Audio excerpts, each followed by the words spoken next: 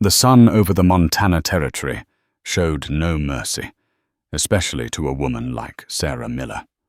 7 months pregnant and all alone, she wrestled a heavy plow through the unforgiving earth, each step a testament to her desperation.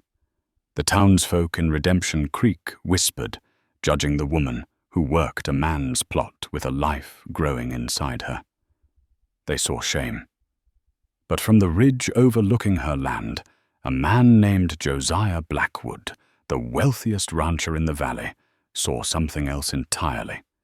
He saw a fire that refused to be extinguished, and he was about to walk straight into the heart of the flames. The earth of the small plot just outside Redemption Creek was a stubborn beast.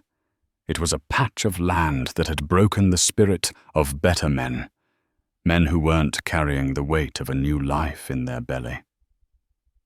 For Sarah Miller, it was all she had left.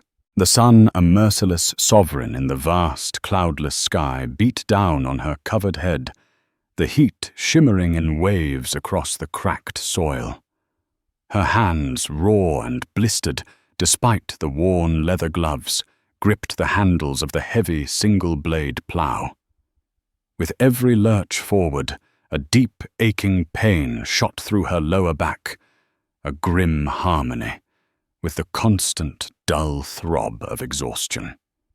She had purchased this 10-acre plot with the last of her father's savings, a desperate gamble after she'd been forced to leave her home in disgrace. The land was cheap for a reason. It was rocky dry and had a reputation for yielding more heartache than harvest. But the land agent, a man with sweat stains on his collar and predatory eyes, had assured her it had a small seasonal creek.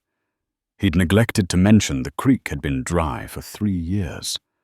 Her world had shrunk to this single, agonizing task, breaking the soil, before the brief planting season was lost forever. If she couldn't get the seeds in the ground, she and her baby would starve come winter. The thought was a cold stone in her gut, a fear more potent than the physical pain. So she pushed. Her breath came in ragged gasps, her vision sometimes swimming with black spots. She'd lean against the plow, her hand protectively on her swollen abdomen, whispering to the life within.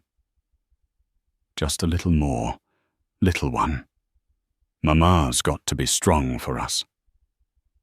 The people of Redemption Creek were no help.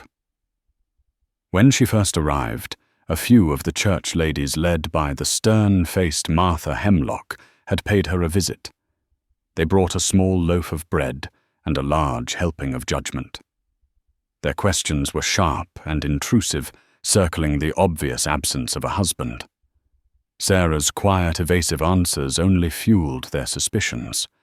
Soon the whispers followed her whenever she went into town for supplies.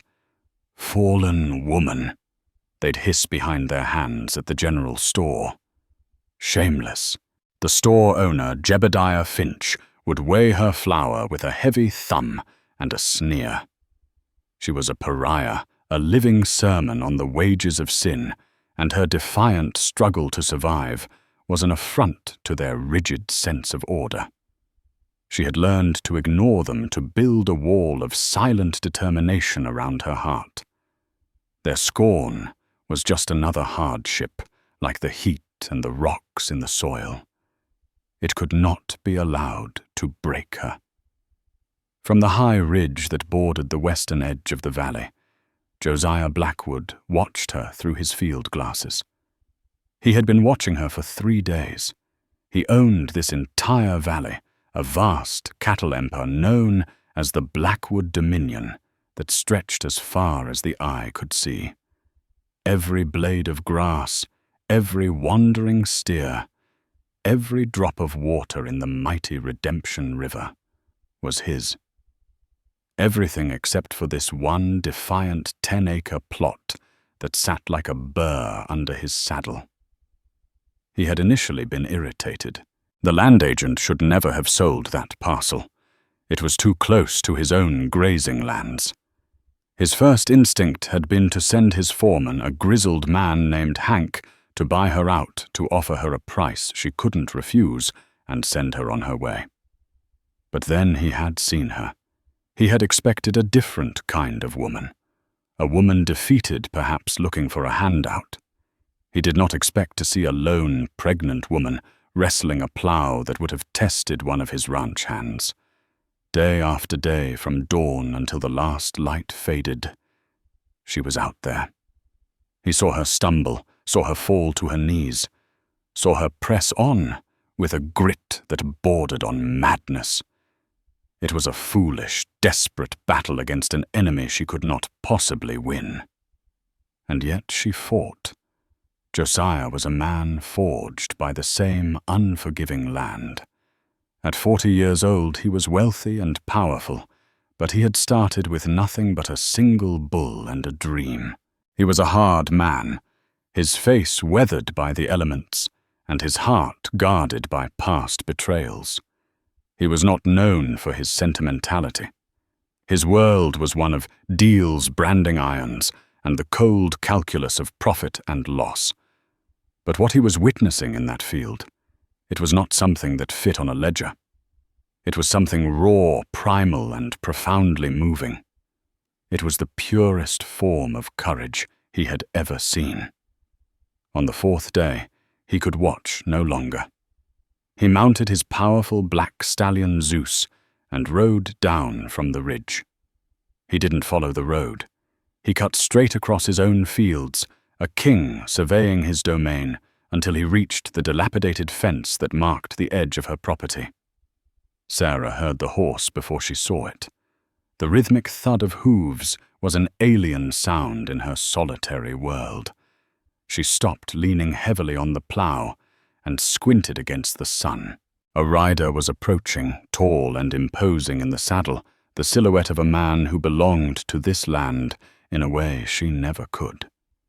As he drew closer, she recognized him. Josiah Blackwood. She had seen him in town once, a figure who commanded silence and respect just by walking into a room. Fear, sharp and cold, pricked at her. He was here to drive her off. He reined in Zeus a few feet from the fence line, the horse snorting and stamping impatiently.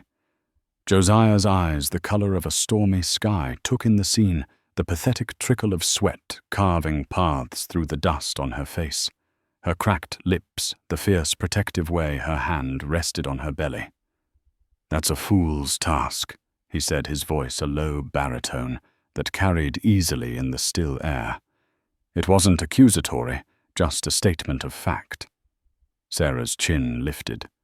Pride was her only armor. "It's my task," she replied, her voice hoarse from dust and disuse. "This land won't be broken by a single plow, and certainly not by—" He trailed off, his gaze lingering for a moment on her condition before meeting her eyes again. "You're wasting what little strength you have." "I have to try," she said, her grip tightening on the plow handles. She would not beg. She would not show weakness. Josiah dismounted in a single fluid motion, his tall frame casting a long shadow over her. He was even more intimidating up close. He wore his wealth without ostentation, simple, well-made leather and denim, but the aura of power around him was undeniable. "I'll buy the land from you," he stated, getting straight to the point. "I'll give you double what you paid. Enough to get you to a real city somewhere you can—" "No." She cut him off, the word sharp and absolute.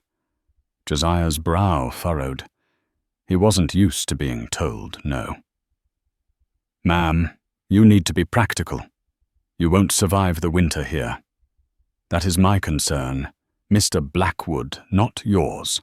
She turned her back to him, intending to resume her work, a clear dismissal. A muscle ticked in his jaw. He was used to business, to negotiations. This woman's stubborn pride was illogical. He looked at the half-plowed field, the pitiful progress she had made. He looked at her standing there as if held together by sheer willpower alone. And in that moment, His approach shifted. The businessman receded, and the man who understood struggle took over.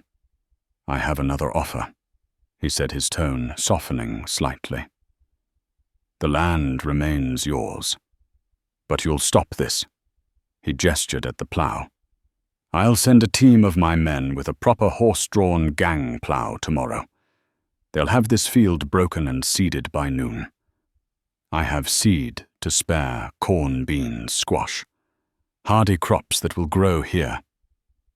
Sarah turned slowly, her eyes narrowed with suspicion. "Why? What do you want in return?" Nothing in her life had ever been free. Kindness was a currency she couldn't afford. Josiah met her distrustful gaze without flinching. "You'll work for me," he said. A bitter, humorless laugh escaped her. "Work for you. Doing what?" "Look at me. My cook and housekeeper, a woman named Rose, is getting on in years. Her hands are stiff with arthritis.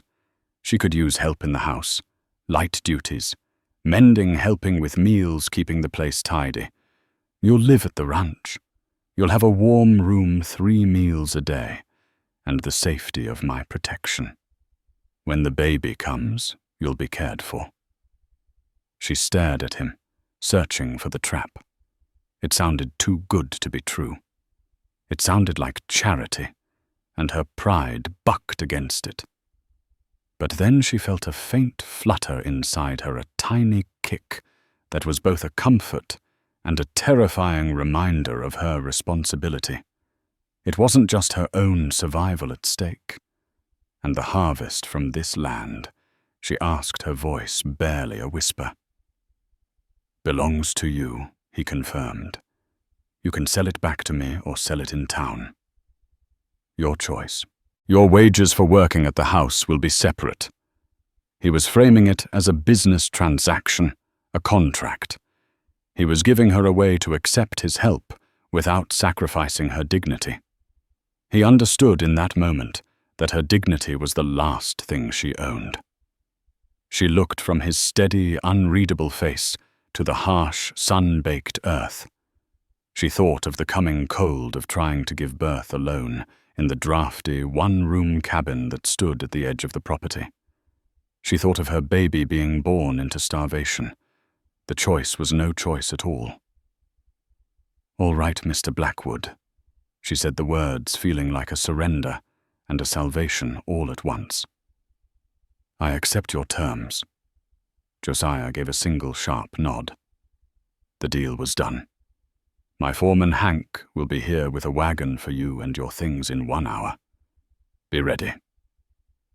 Without another word, he swung himself back onto Zeus and galloped away, leaving Sarah standing alone in the silent field, the dust settling around her. She looked down at her swollen belly, a tear finally escaping and tracing a clean line through the grime on her cheek. She didn't know if she had just made a deal with the devil or an angel. She only knew that for the first time, in a very long time, she had a flicker of hope. The Blackwood Ranch was not just a home. It was a fortress, a kingdom carved out of the wilderness. The main house was a sprawling 2-story structure made of dark, sturdy timber and riverstone, with a wide veranda that wrapped around the entire building. It was a monument to Josiah Blackwood's success, radiating an air of permanence and power that made Sarah's small cabin look like a child's toy. Hank, a man whose face was a road map of wrinkles and whose words were few, arrived exactly on schedule. He loaded her meager possessions, a single trunk of clothes, a small box of kitchenware, and her father's worn Bible onto the back of the wagon, with a quiet efficiency that asked no questions. The ride to the ranch house was silent. Sarah sat stiffly on the wagon bench, feeling smaller and more out of place with every turn of the wheels that brought her closer to her new life. This was safety, she told herself. This was for the baby. But it felt like walking into a cage, even if it was a gilded one. The welcome she received was polite but cool. Rose the housekeeper was a stout woman in her late 50s, with kind eyes but a guarded demeanor. She showed Sarah to her room, a small but clean space at the back of the house, clearly old servants' quarters. It had a proper bed with a thick quilt, a small window that looked out onto a vegetable garden, and a washstand with a pitcher of clean water. It was more luxury than Sarah had known in months, yet the silence of the house felt heavy. "Mr. Blackwood takes his dinner at 7 sharp," Rose informed her, her hands already busy kneading dough on a large wooden table in the kitchen. "He's particular. Your duties will be light for now. Peeling vegetables, dusting the main parlor, mending." "Can you mend?" "Yes, ma'am," Sarah said quietly. "Good." Rose didn't look up. "Don't get in the way. Don't make noise. And don't bother the master of the house unless you're spoken to." The rules were clear. She was an employee, a charity case, a ghost meant to drift through the halls of this grand house, unseen and unheard. For the first few weeks, Sarah adhered to this unspoken contract. She worked diligently, her hands finding solace in the simple, repetitive tasks. She peeled potatoes until her fingers were numb. She polished silver until it gleamed, and she darned Josiah's socks with stitches so fine they were nearly invisible. She ate her meals in the kitchen with Rose listening to the older woman's occasional grumbles about the ranch hands tracking mud through the hall.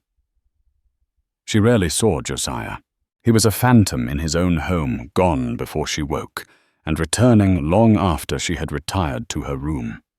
Sometimes she would hear his heavy boots on the floorboards above, or the low rumble of his voice as he spoke with Hank on the veranda.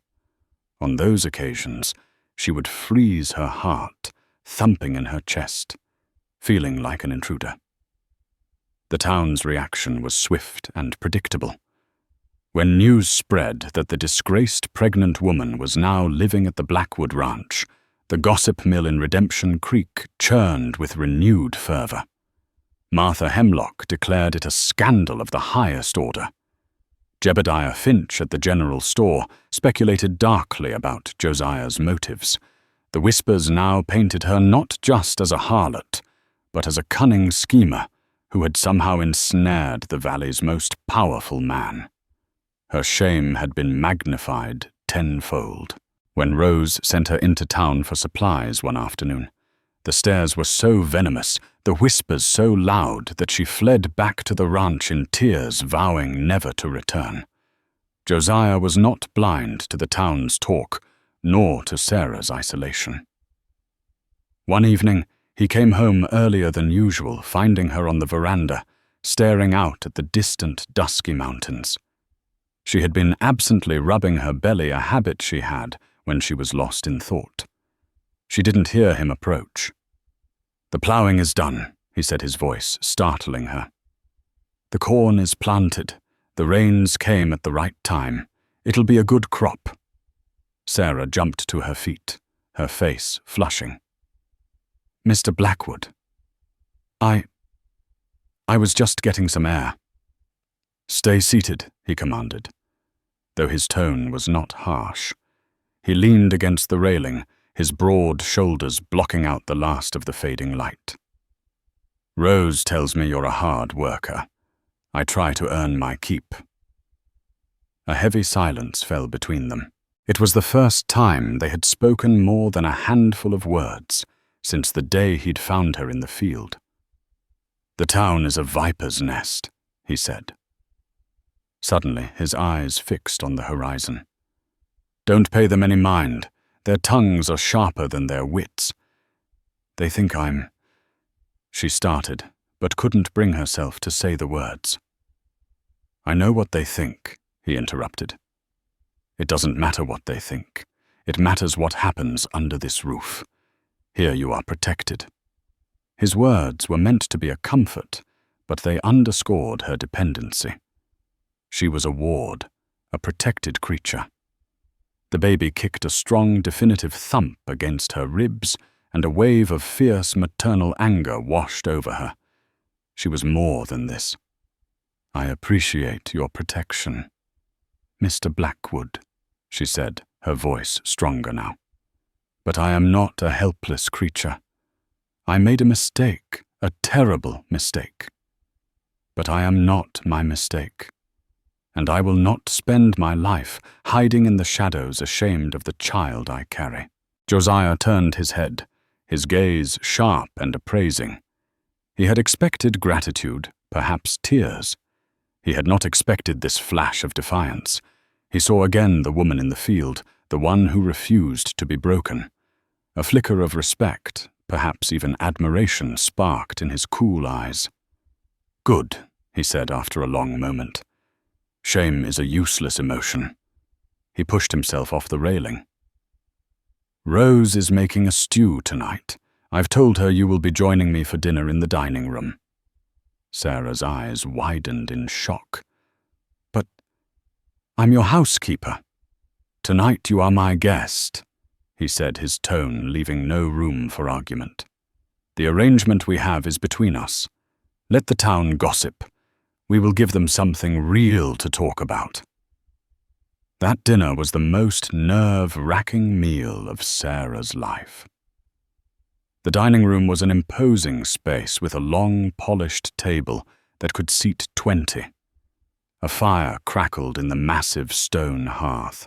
Josiah sat at the head of the table, and he had instructed a stunned Rose to set a place for Sarah to his right. The silence was deafening at first. Sarah was so nervous she could barely hold her fork. She felt like an imposter, a serving girl dressed up in her own simple clothes, pretending to be a lady. Josiah seemed to sense her discomfort. He began to talk not about business or the ranch, but about the land. He spoke of the eagles that nested in the high cliffs, of the way the seasons changed the colors of the valley, of the Blackfoot legends he had learned as a boy. He was a different man from the ruthless cattle baron or the silent master of the house. His voice was calm, his words thoughtful. He was, she realized with a jolt, incredibly lonely. He asked her about her father, and she found herself telling him about the kind, scholarly man who had taught her to read and love books, a man so different from the harsh realities of the world she now inhabited. She spoke of her dream, before everything had gone wrong, of being a school teacher. She did not speak of the baby's father. That was a locked room in her heart, and she had no intention of giving anyone the key. Josiah, to his credit, did not ask. As the weeks turned into a month, these dinners became a regular occurrence. It was a strange, unspoken courtship. They were two solitary people living under the same roof, orbiting each other in a carefully choreographed dance of proximity and distance. The master and the housekeeper, the savior and the saved. But slowly, imperceptibly, the lines began to blur. Josiah found himself looking forward to their evening conversations. Sarah's quiet intelligence and surprising resilience were a balm to his hardened soul. He started bringing her things, a book of poetry he'd ordered from back east, a brightly colored shawl he'd bought from a traveling merchant. Small gestures that spoke volumes. Sarah, in turn, began to see past the intimidating facade of the cattle king. She saw a man who carried the weight of his empire on his shoulders, a man who was burdened by a past he never spoke of. She saw a kindness in him that he tried hard to conceal. When he would place a hand on her back to guide her through a doorway, a jolt of warmth would travel through her, a feeling so foreign and yet so welcome it frightened her. The household staff noticed the change. Rose's guardedness softened into a grudging maternal fondness for Sarah.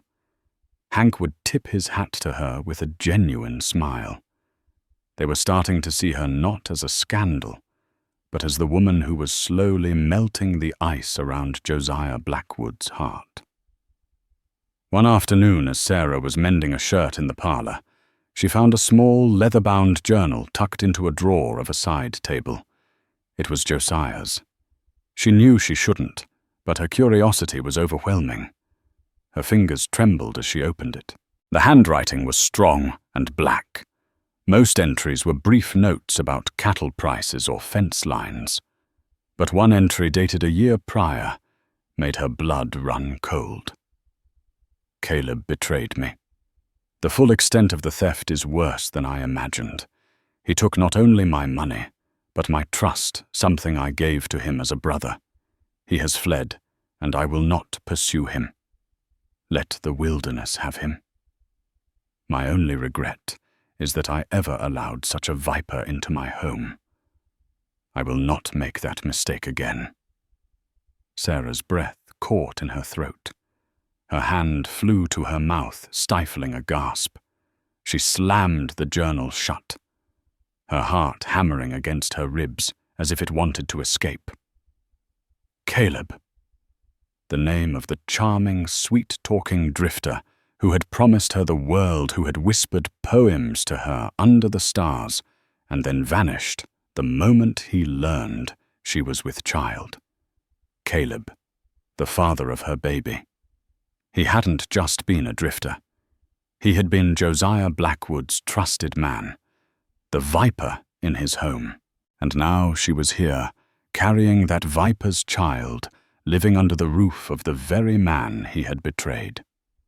The gilded cage had just become a trap, and the walls were closing in. The discovery of the journal shattered Sarah's fragile peace. The safety of the ranch instantly transformed into a suffocating lie. Every kindness from Josiah now felt like a cruel irony. Every shared meal a banquet of deceit. She was a living, breathing symbol of the ultimate betrayal against the man who had saved her. The viper he'd cast out had left his venom behind, and it was growing in her womb. Her behavior changed overnight. The nascent warmth between them vanished, replaced by a panicked, hunted look in her eyes. She stopped joining him for dinner, making excuses of fatigue or sickness that Rose, with a worried frown, would relay to Josiah. She threw herself into her work with a frantic energy, scrubbing floors that were already clean, avoiding the main parlor where she might encounter him. The house, which had started to feel like a sanctuary, now echoed with the sound of her own thundering heart. Josiah was not a man to miss such a drastic shift. The light he had seen ignited in her was gone, snuffed out. The easy conversation, the shared smiles, the comfortable silences, all had been replaced by a wall of fear he could not understand. He was a man of direct action, and the mystery gnawed at him. He confronted her one afternoon in the kitchen. She was standing by the window, staring blankly at the garden, her hands resting on her belly, which was now large and prominent. "Sarah," he said, his voice quiet but firm. She flinched, turning to face him, her face pale. "What have I done?" he asked, his eyes searching hers for an answer. "What has changed?" "Nothing." She lied, her voice thin. "I'm just tired. The baby." "Don't lie to me," he cut in, his voice hardening with emotions. "I've offered you honesty. I expect the same in return. One day, you look at me as a man. The next, you look at me as if I'm your executioner. Tell me why." Tears welled in her eyes, tears of fear and shame. She couldn't tell him. To speak the name Caleb would be to detonate the bomb she was sitting on. It would confirm all of his worst fears about trust, about betrayal. He would see her as Caleb's accomplice, a Trojan horse brought within his walls. He would cast her out, and she would be back where she started, only this time with no hope left at all. "I can't," she whispered, turning away from him. "Please just leave me be." Her refusal was like a physical blow. Josiah's face hardened into a mask of cold fury. He had allowed a vulnerability in himself, a crack in his armor, and she had just thrown salt in the wound. He felt the sting of a familiar betrayal, the echo of Caleb's deceit. Fine, he clipped out his voice like ice. "Have it your way.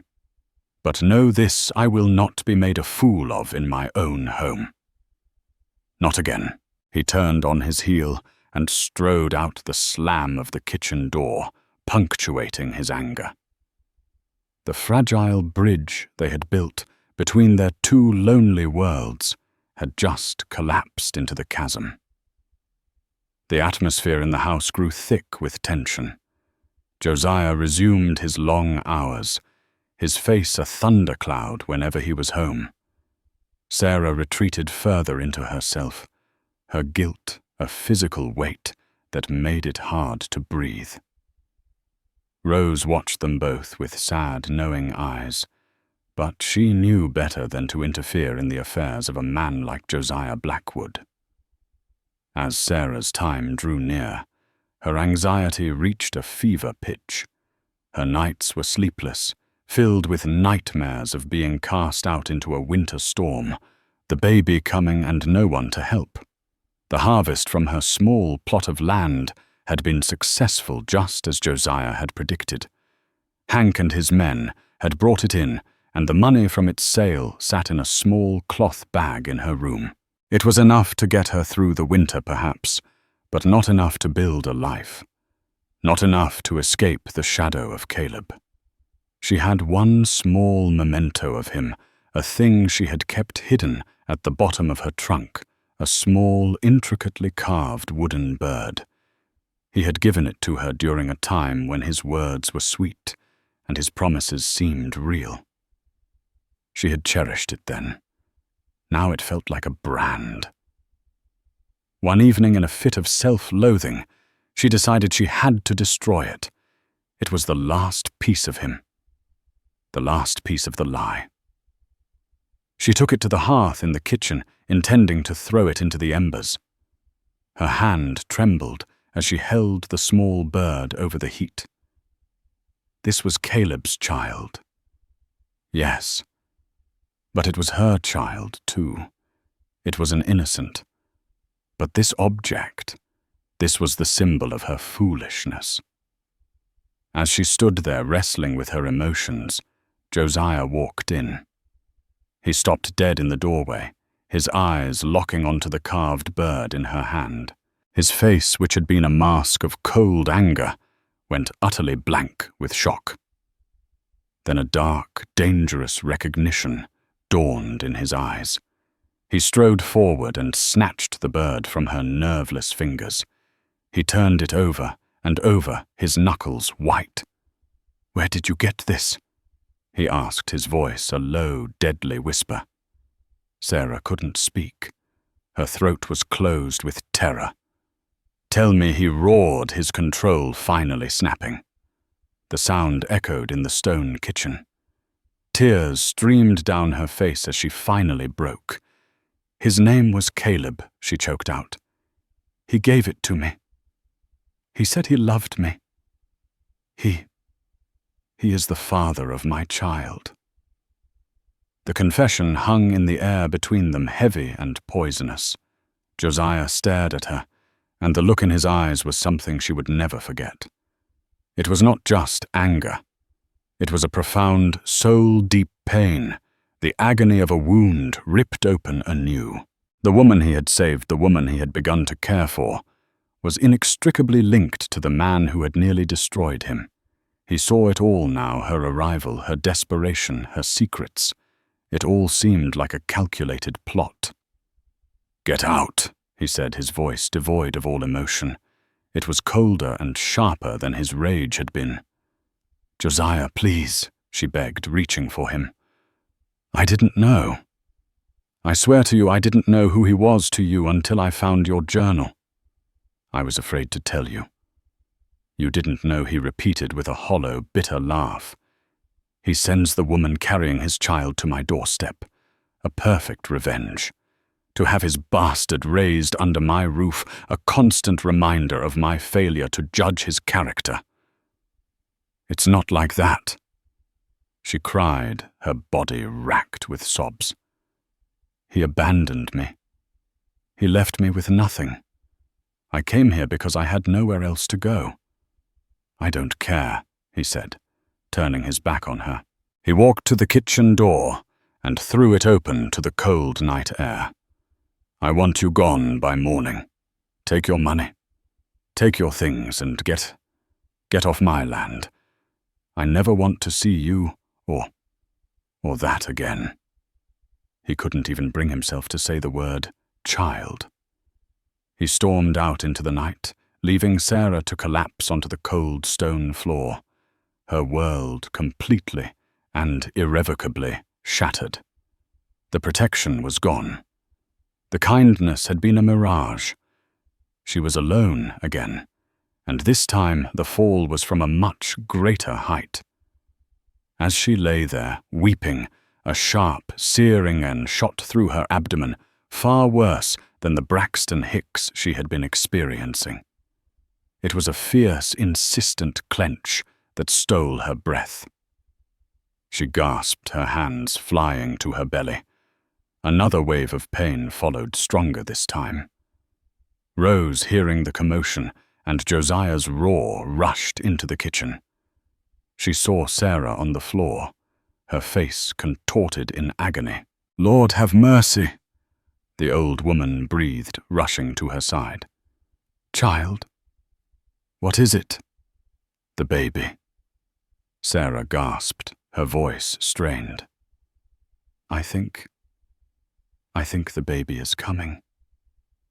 Rose's eyes darted from Sarah's pain-filled face to the open door through which Josiah had disappeared into the darkness. The master had cast her out, but God and nature had other plans. A fierce storm was brewing both inside the house and out. Josiah didn't stop at the stables. He strode past a bewildered Hank, grabbed the reins of a saddled horse he didn't even recognize as his own, and rode out into the night. He rode hard and fast with no destination in mind, wanting only to put distance between himself and the suffocating betrayal that filled his house. The wind whipped at his face, cold and sharp, a welcome punishment. His mind was a maelstrom of rage and grief. Caleb. The name was a curse. He had taken Caleb in as a young man, treated him like a younger brother, taught him everything he knew about ranching. And Caleb had repaid him with systematic theft and deceit. Josiah had hardened his heart after that, vowing never to let anyone get that close again. And then Sarah had appeared, a damsel in distress whose grit had chipped away at his defenses. He had allowed himself to feel something. Hope. Affection. A dangerous tenderness. Now it all felt like a grand, humiliating joke orchestrated by the ghost of his greatest enemy. He rode for hours, letting the horse exhaust itself until it was lathered in sweat. He finally stopped at the top of the same ridge where he had first watched her, looking down at the valley, now shrouded in darkness. The anger began to cool, leaving behind the cold, heavy sediment of pain. He thought of her face twisted in terror and confession. He thought of her cries that she hadn't known.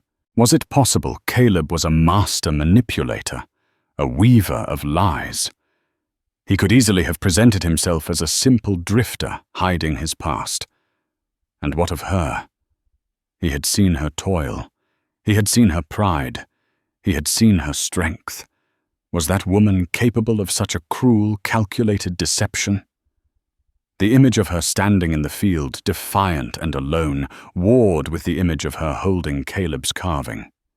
As he stood there, wrestling with his demons, the sky opened up. A cold, driving rain began to fall, turning the dust to mud. It was the first real storm of the late autumn, a promise of the harsh winter to come. His thoughts turned against his will to Sarah. He had cast her out. Where would she go in a storm like this? A pregnant woman on the verge of labor. The image of her and her child, freezing and alone, sent an unwelcome spear of guilt through his hardened heart.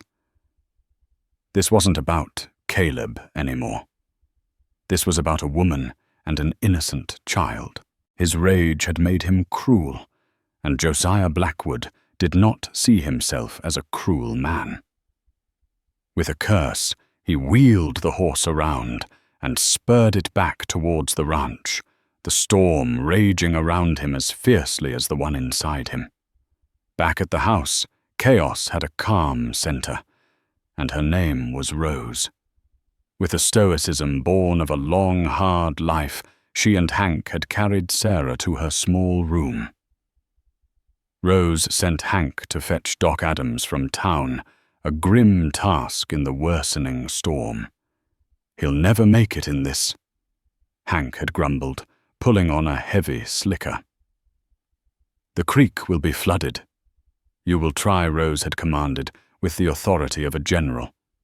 "You will ride like the devil himself is on your tail. Now go."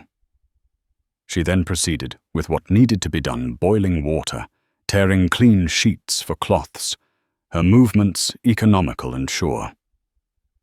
Sarah's labor was fast and brutal. The pain was all-consuming, wiping away all thought of Josiah Caleb and her uncertain future. Her world had shrunk to the next wave of agony, the next desperate push. She cried out not in fear anymore, but with the primal animalistic force of creation. Rose was a steady presence, her voice a low murmur of encouragement, her hands surprisingly gentle as she wiped the sweat from Sarah's brow. "That's it, child. You're strong. You're a fighter. Now breathe. Breathe and push." Josiah burst back into the house, drenched and wild-eyed to the sound of that scream. It was a sound that cut through his anger and straight to his soul. He followed it to the back of the house, stopping at the door to Sarah's room. It was slightly ajar. He saw Rose leaning over the bed, and he heard Sarah's ragged breathing followed by another pain-filled cry. He was frozen in place, a helpless outsider. This was the consequence of his rage. This was the life he had ordered out into the storm. The child, Caleb's child, was coming into the world in his house, and all he had offered it was rejection. Suddenly, a new sound pierced the night, more terrifying than the storm or the cries of labor. It was the splintering of wood, a loud crash from the front of the house, followed by a man's drunken, slurred shout. "Blackwood. I know you're in there, you rich bastard. I've come back for what's mine." Josiah's blood ran cold. He knew that voice. It was hoarse, ravaged by liquor and hardship, but unmistakable. Caleb. Rose's head snapped up, her eyes wide with fear. Josiah put a finger to his lips, signaling for her to be silent, and then backed away from the door. His mind, trained for crisis, was suddenly clear and sharp. He pulled the heavy Colt from the holster at his hip, the well-oiled click of the hammer being pulled back shockingly loud in the tense silence. He moved silently through the house, his boots making no sound on the floorboards. He peered around the corner into the main hall. The front door was shattered, hanging from a single hinge, and framed in the doorway, lightning flashing behind him, was a man who was a grotesque caricature of the one Josiah remembered. Caleb was thin, his clothes ragged and soaked. His handsome face was now gaunt and scarred, his eyes wild and bloodshot. He held a bottle of whiskey in one hand and a rusty pistol in the other. He was no longer the charming manipulator, but a cornered, desperate animal. "I heard you took in my girl, Blackwood," Caleb slurred, taking a stumbling step into the hall. "Heard you were playing Lord of the Manor with her." "Well, she belongs to me. And that brat she's carrying, that's my ticket. You'll pay a pretty price to get rid of us both." In that moment, everything became crystal clear to Josiah. Sarah hadn't been part of a plot. She was a victim, a piece in Caleb's sick, desperate game. He had abandoned her, and now he was back to use her and their child as leverage. A possessive, feral rage, unlike anything Josiah had ever known, surged through him. It wasn't about the stolen money or the broken trust anymore. It was about protecting the woman in the back room and the new life she was bringing into the world. "She belongs to no one," Josiah said, stepping out from the shadows, his Colt leveled squarely at Caleb's chest. "Especially not you." Caleb's eyes widened, and he raised his own pistol, his hand shaking. "Stay back, Blackwood. I'll kill you. You're drunk, Caleb, and you're pathetic. You were a thief, and now you're nothing but a ghoul trying to prey on the living. Get out of my house." From the back room came another piercing cry from Sarah, followed by the faint, thin wail of a newborn baby. Caleb's head snapped towards the sound, a greedy, triumphant light entering his crazed eyes. "The brat. It's here. That makes things even better. A baby is worth more than just a pregnant woman." He took a step towards the hallway that led to the bedrooms. That was his final mistake. Josiah didn't hesitate. He didn't shout another warning. He fired. The roar of the Colt was deafening. Caleb grunted, a look of shocked surprise on his face. He staggered backward, clutching his chest where a dark stain was already spreading. He looked down at his wound, then up at Josiah, his lips forming a silent word. Then his eyes rolled back and he collapsed onto the floor, his pistol clattering on the boards. Silence descended, broken only by the sound of the rain and the steady, miraculous cry of the new baby. Josiah stood over the body, the gun still smoking in his hand, his chest heaving. He felt nothing. No triumph, no remorse. Only a vast, empty relief. The ghost that had haunted him for a year was finally gone. He slowly lowered the gun, his gaze turning towards the back room. He could hear Rose's soft, cooing voice. He walked as if in a trance back to the door and pushed it open. The scene inside was one of exhausted, beautiful peace. Sarah was propped up against the pillows. Her hair damp and matted her face, pale but serene. In her arms, wrapped in a clean sheet, was a tiny, perfect baby, its small mouth working silently. She looked up as he entered her eyes, full of fear and questions. Josiah's gaze fell to the child in her arms. He saw the tiny wrinkled face, the tuft of dark hair. He saw not the legacy of his enemy, but an innocent life, a miracle in the midst of a storm. All the anger, all the bitterness, all the pain in his heart simply washed away. He walked to the bedside and looked down at them. His hand, the one that had just taken a life, trembled as he reached out his finger, gently touching the baby's soft cheek. "Is it?" He started, his voice thick with emotion. "A girl?" Sarah whispered, her eyes searching his. "She's beautiful." "What you said before," Josiah said, his voice raspy. "That you didn't know. I believe you. Caleb, he's gone. He won't ever hurt you again." Tears of relief streamed down Sarah's face. She had been so afraid. "What will happen now?" she asked, her voice small. Josiah looked at her. Truly. Looked at her, and saw not the woman who had carried his enemy's child, but the woman who had fought a field with her bare hands, the woman who had survived betrayal and scorn, the woman who had just brought a new life into the world with breathtaking courage. He saw the woman he had, against all odds, fallen in love with. Now he said, his voice full of a conviction that stunned them both, "Now we become a family." The days following the storm were quiet and transformative. Hank and another ranch hand disposed of Caleb's body with grim discretion, burying him in an unmarked grave at the far edge of the Blackwood property. The shattered front door was replaced, and soon the only physical evidence of that terrible night was a faint dark stain on the floorboards that Rose couldn't quite scrub away. It remained as a somber reminder of the violence that had been purged from their lives. Doc Adams finally made it through the mud and swollen creeks the next morning to find his patient not in crisis, but resting peacefully with a healthy, beautiful baby girl.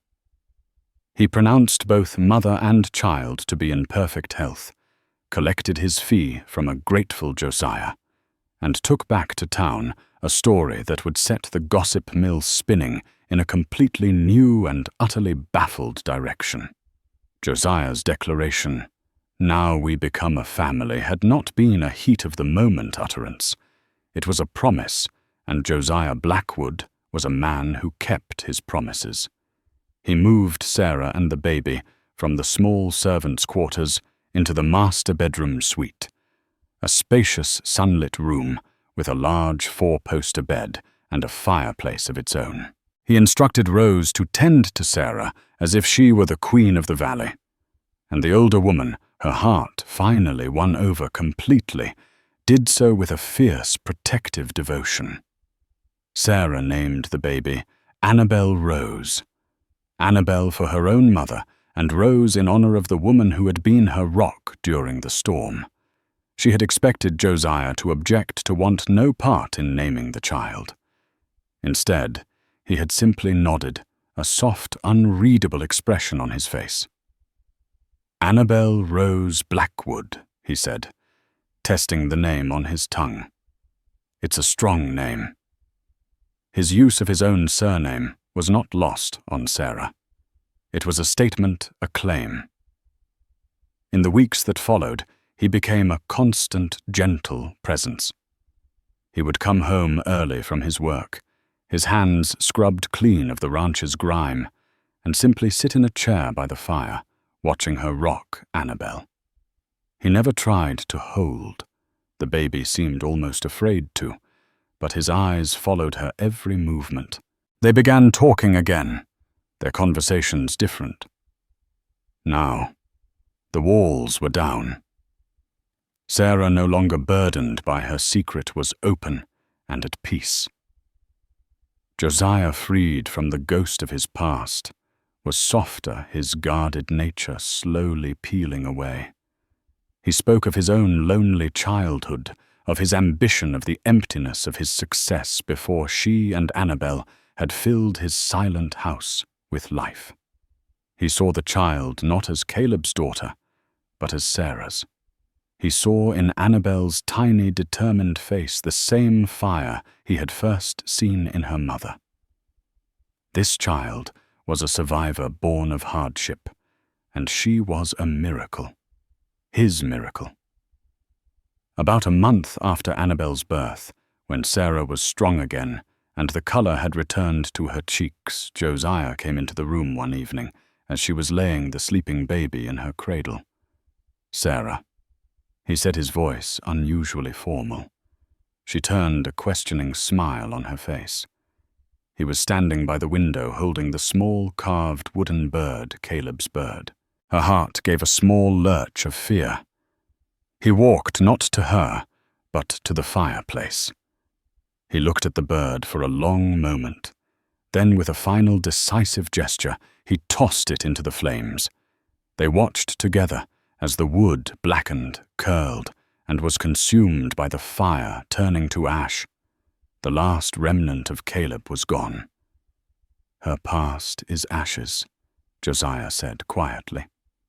But her future and your future is yet to be written. He reached into his pocket and pulled out a small velvet box. Sarah's breath hitched. He opened it. Inside, nestled on the dark velvet, was a simple, elegant gold ring. It wasn't ostentatious, but it shone with a warm, steady light, much like the man holding it. He knelt before her, a gesture of such profound humility from this powerful man that it brought tears to her eyes.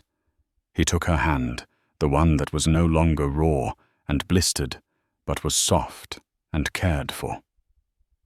Sarah Miller. He began, his voice thick with an emotion he no longer tried to hide. You came to this valley with nothing but courage and a life to protect. You fought the earth, you fought scorn, and you fought for the future of your child.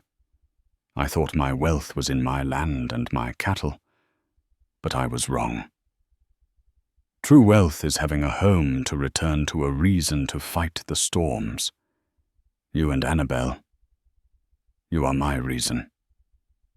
He looked up at her, his stormy eyes clear and full of a deep, abiding love. I am not offering you a business arrangement. I am not offering you protection.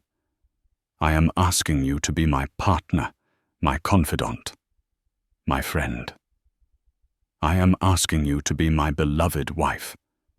Marry me, Sarah. Let me give our daughter my name legally and forever. Let us build a life together, right here on this land. Tears were now flowing freely down Sarah's cheeks, but they were tears of overwhelming joy. This was not a rescue. This was a proposal between equals forged in fire and respect.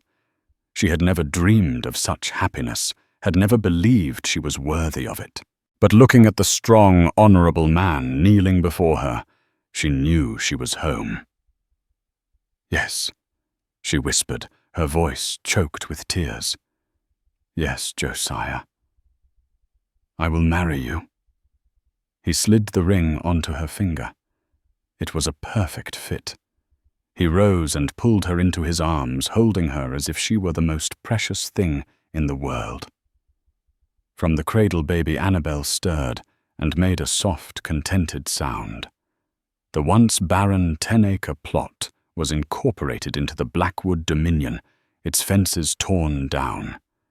But it was never forgotten. It became known as Annabelle's Field, and every spring it was the first to be planted, a symbol of new beginnings. The woman who had arrived in Redemption Creek as a pariah became its most respected matriarch, the beloved wife of the cattle king. Together, Josiah and Sarah Blackwood, along with their beautiful daughter, built not just an empire of land, but a legacy of love, redemption, and the unbreakable promise that even the most stubborn, unforgiving earth can be made to bloom. From the dust of desperation to the heart of a home. Sarah's story is a powerful testament to the resilience of the human spirit. It shows us that true strength isn't the absence of hardship, but the courage to face it, and that love can blossom in the most unlikely of circumstances, redeeming pasts and building new futures. It wasn't just about a rich cowboy saving a poor woman. It was about two lonely souls, scarred by life, who found in each other the strength to heal and build a legacy together. If this story of resilience and redemption moved you, please show your support by giving this video a like. Share it with someone who loves a story of struggle and triumph. And most importantly, subscribe to the channel and click the notification bell so you don't miss our next tale from the heart of the Old West. Thank you for listening.